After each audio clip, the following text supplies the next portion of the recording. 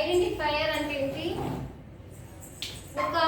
ఇప్పుడు మీరున్నారు, మిమ్మల్ని ఐడెంటిఫై చేయాలంటే ఒక నేమ్ కావాలి, అవునా? ఐడెంటిటీకి ఒక నేమ్ పెడతాం, దాన్నే ఐడెంటిఫైయర్ అంటారు.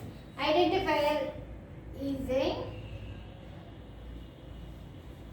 ఐడెంటిటీ. ఐడెంటిటీ అంటే ఏంటి? ఇప్పుడు ఒక నా పేరు ఉందనుకోండి, నా పేరు నాకు ఐడెంటిటీ, లేకపోతే అవదు. నేను ఎవరు, నన్ను ఏ పేరుతో పిలిస్తే పలకలేను కదా, అదనమాట. Identifier is a identity.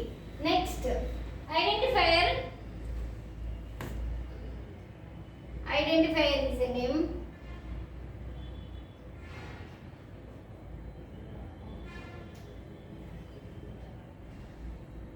Name given to a data item.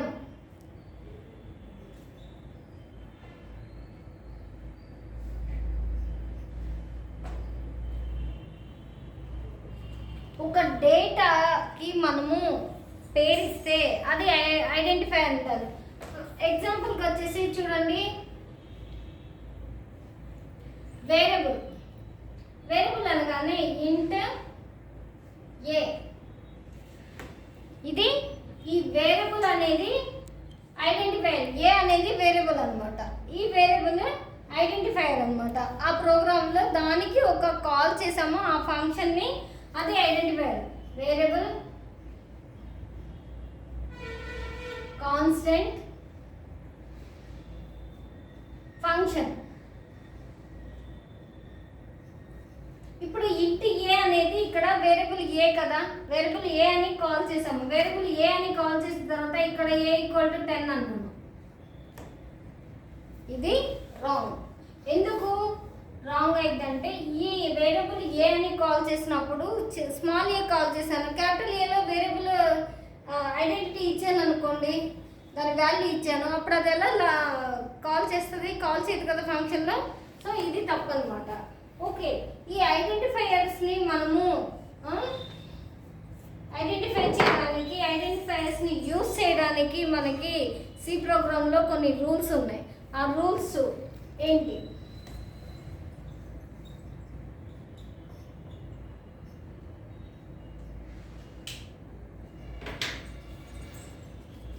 An identifier name can contain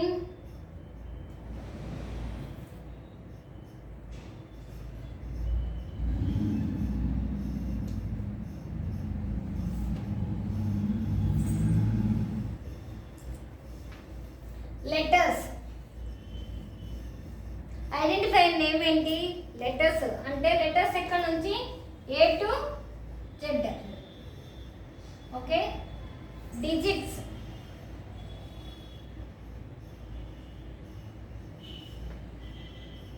zero to 9. ఇంకా స్పెషల్ సింబల్స్ ఉన్నాయి కదా మనకి టోకెన్స్లో, సమ్ స్పెషల్ సింబల్స్ అని లాస్ట్లో ఒకటి ఇచ్చాం కదా. స్పెషల్ సింబల్స్లో curly braces, round braces, square brackets, comma, semicolon అవి ఉన్నాయి కదా. ఆ స్పెషల్ సింబల్స్లో ఇక్కడ ఐడెంటిఫైయర్స్లో యూజ్ చేసేది అండర్ స్కోర్.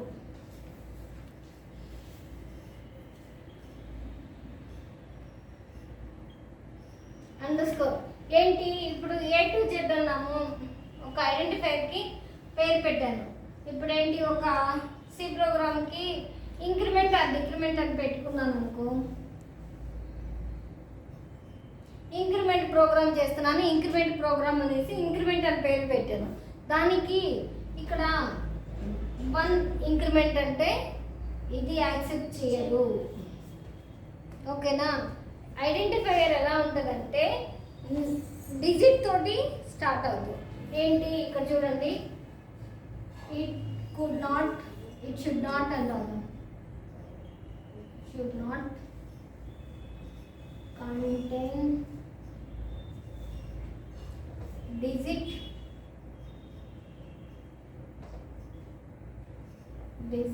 as name.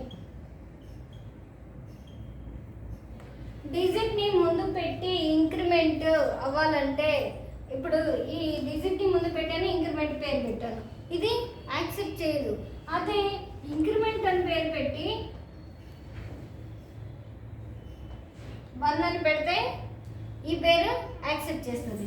మళ్ళీ మీరు అండర్ స్కోర్ ఉంది కదా, ఇక్కడ ఈ అండర్ స్కోర్ ఉంది కదా, ఈ అండర్ స్కోర్ని ముందు పెట్టి ఇంక్రిమెంట్, ఇది యాక్సెప్ట్ చేస్తుంది, ఇది యాక్సెప్ట్ చేయదు. ఈ రెండు యాక్సెప్ట్ చేస్తుంది అన్నమాట. ఓకేనా? ఐడెంటిఫైయర్స్లో ఈ రెండు ఇలా యాక్సెప్ట్ చేస్తుంది. నెక్స్ట్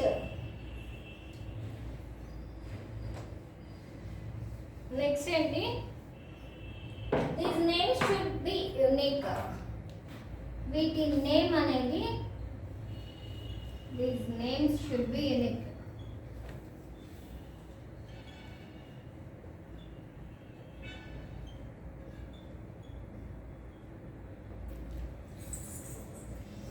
ఏంటి ఇప్పుడు ఇంక్రిమెంట్ తీసుకుందాం. ఇంక్రిమెంట్ తీసుకున్నాక 1 అన్నాను. ఈ ఇంక్రిమెంట్ 1 అన్నది మళ్ళీ రిపీట్ అవ్వదు. ఓకేనా? ప్రతి దానికి, ప్రతి ఫంక్షన్కి మనము, లేకపోతే ప్రతి ప్రోగ్రామ్కి ఏంటంటే ఈ నేమ్ 1 అన్నాను, తర్వాత 2 అంటాను, అప్పుడు ఈ నేమ్ రాదు కదా. ఇప్పుడు ఇంక్రిమెంట్ అన్నాను, 2 అన్నాను, ఈ నేమ్ వేరు కదా, ఐడెంటిఫైయర్ అనేది వేరైపోయింది కదా. అంటే ఐడెంటిఫైయర్ ఎప్పుడైనా కానీ యూనిక్గా ఉంటుంది, ఒకదానికి పెట్టింది ఇంకో దానికి పెట్టము. Okay? Next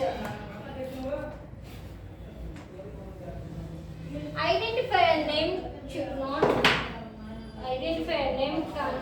should not contain white spaces.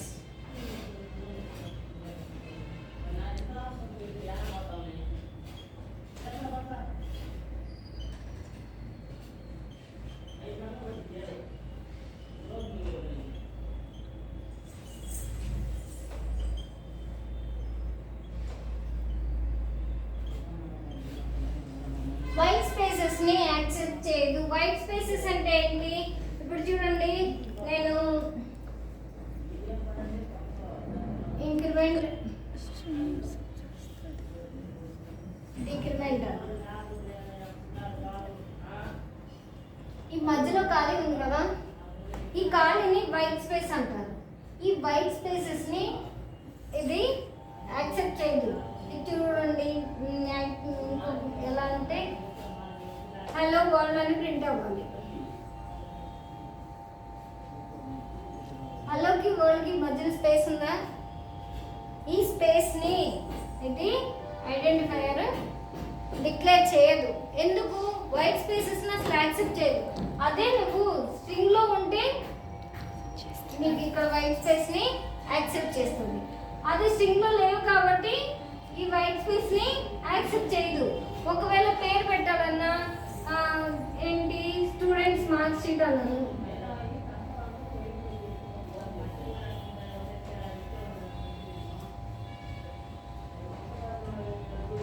ఇక్కడ 2 వైట్ స్పేస్ వచ్చినాయి కదా, ఒక వైట్ స్పేస్ని అది యాక్సెప్ట్ చేయదు. స్టూడెంట్ మార్క్ షీట్ మధ్యలో 2 వైట్ స్పేస్లు వచ్చినాయి కదా, ఆ వైట్ స్పేసెస్ ప్లేస్లో మీరు అండర్ స్కోర్ని పెడితే, అండర్ స్కోర్ పెడితే వైట్ స్పేస్ లేకపోయినా ఈ అండర్ స్కోర్ని యాక్సెప్ట్ చేసి ఈ పేరుని యాక్సెప్ట్ చేస్తుంది. అదే ఈ అండర్ స్కోర్ లేకపోతే ఆ వైట్ స్పేస్ని యాక్సెప్ట్ చేయదు. నెక్స్ట్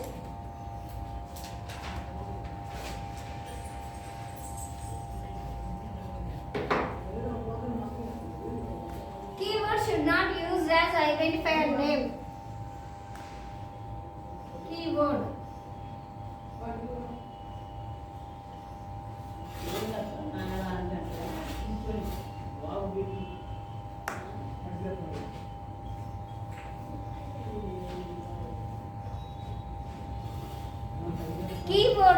కీవర్డ్స్ ఉన్నాయి కదా, మనకి కీవర్డ్స్ ఎన్ని ఉన్నాయి?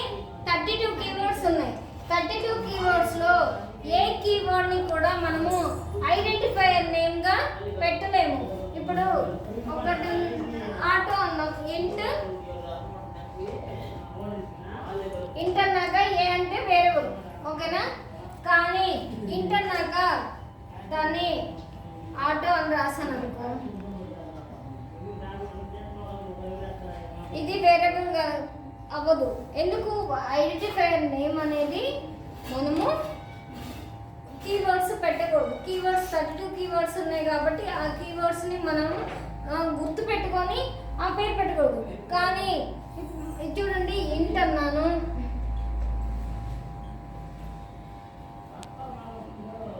ఇంట్ క్యాపిటల్ ఏ అనేది మళ్ళీ వేరియబుల్ నేమ్ అవుతుంది. ఎందుకు? కీవర్డ్ కాదు కదా. ఇప్పుడు కీవర్డ్స్ అన్నీ ఎలా ఉంటాయి?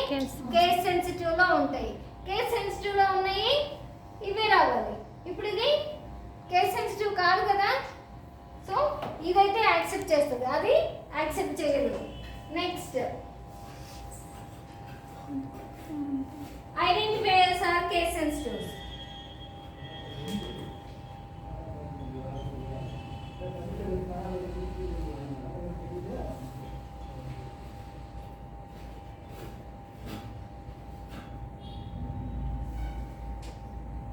ఇప్పుడే మనము ఐడెంటిఫైయర్ క్యాపిటల్ ఏ పెట్టుకోవచ్చు అనేసి అన్నాం కదా.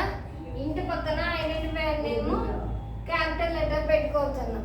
కానీ ఐడెంటిఫైయర్స్ ఆర్ కేస్ సెన్సిటివ్ అన్నప్పుడు మనం కీవర్డ్స్ని యూజ్ చేయలేము, కేస్ సెన్సిటివ్లో ఉన్నాయి యూజ్ చేయలేము. అప్పుడు ఏంటి? ఇంటి ఏ అనుకున్నాం అనుకో, ఏ ఈక్వల్ టు 10. లేదు క్యాపిటల్ ఏ అన్నాం అనుకో, ఇది కాల్ చేయదు. ఓకేనా? ఇది కాల్ చేయదు. ఎందుకు? క్యాపిటల్ ఏ అనేది ఐడెంటిఫైయర్స్ కేస్ సెన్సిటివ్లో ఉన్నాయి కదా, ఇది కాల్ చేయదు. ఓకేనా? Next, identifiers accept only first 32 characters of name, register name.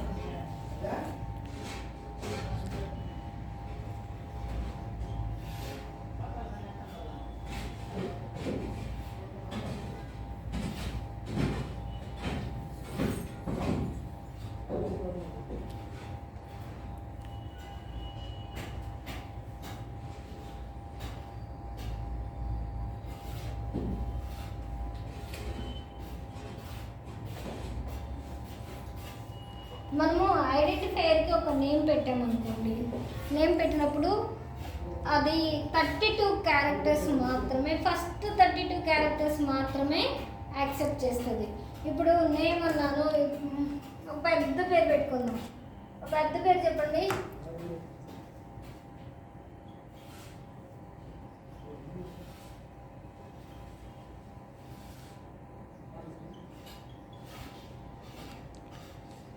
ఇంత పెద్ద పేరు పెట్టామనుకోండి, ఒక రకంగా ఇంత పెద్ద పేరులో ఇన్ని లెటర్స్ ఉన్నాయి కదా, ఇన్ని లెటర్స్లో కూడా ఇంకా 32 లెటర్స్ని మాత్రం యాక్సెప్ట్ చేస్తుంది.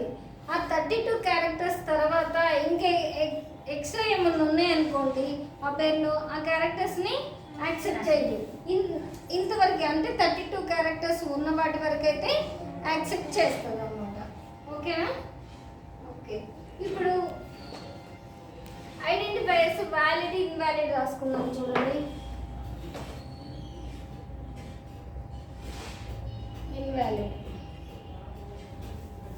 ఓకేనా? వ్యాలిడ్ వచ్చేసి ఇంక్రిమెంట్ 1. ఓకే, ఇది వ్యాలిడ్ కదా ఐడెంటిఫైయర్ నేమ్గా. అదే ఇన్వాలిడ్కి వచ్చేసరికి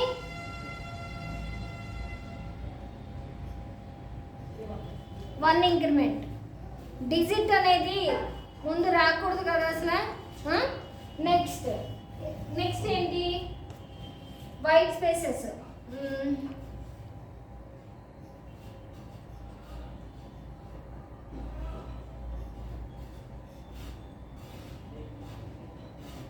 టోటల్ మార్క్స్ అద్దాము. ఈ టోటల్ మార్క్స్లో ఇక్కడ వైట్ స్పేస్ ఉంది, అవునా? వైట్ స్పేస్ని యాక్సెప్ట్ చేయదు కదా, అప్పుడు __ పెడుతున్నాం. దీన్ని యాక్సెప్ట్ చేసేది కదా, ఇక్కడ టోటల్ మార్క్స్ అనేవి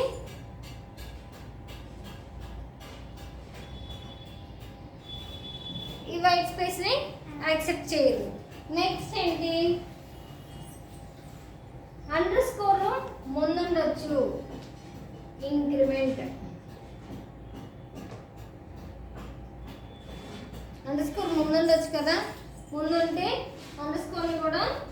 యాక్సెప్ట్ చేస్తుంది. కానీ సారీ అండ్ కానీ డాలర్ సింబల్ కానీ ఇవేవి యాక్సెప్ట్ చేయవు. నేమ్ ముందు అండ్ సింబల్ కానీ డాలర్ సింబల్ కానీ ఏ స్పెషల్ సింబల్ని యాక్సెప్ట్ చేయదు. ఓన్లీ అండర్ స్కోర్ని మాత్రమే యాక్సెప్ట్ చేస్తుంది. ఓకేనా?